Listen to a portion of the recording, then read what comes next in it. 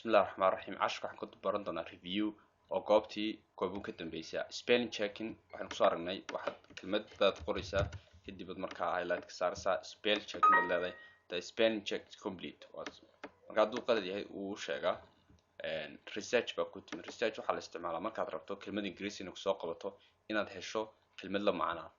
waxaa ku xidhan buuggan iyo turjumidda markaa research dooro halkan uu kusoo baxay kelmad baynu ku qoranaa teacher teach baan qorinaa teach markaasaad waxaad leedahay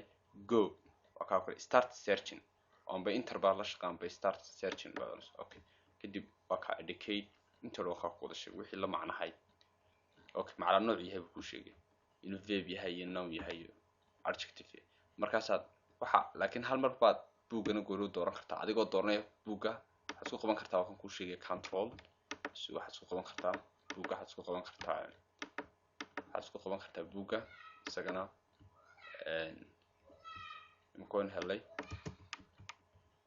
waxaad isku qaban kartaa imanka good boqor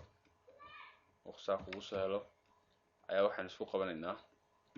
buugga waa kan isaga sana isku qaban kartaa saad marka ogaad shift plus f17 baad ku taabanaysaa okay waxa kale ku yimid new comment yar baad iska qoranaysaa this is my teacher okay intan waxay la shaqeynayaan waa iga baabi delete baad siinaysaa kaas ka baabay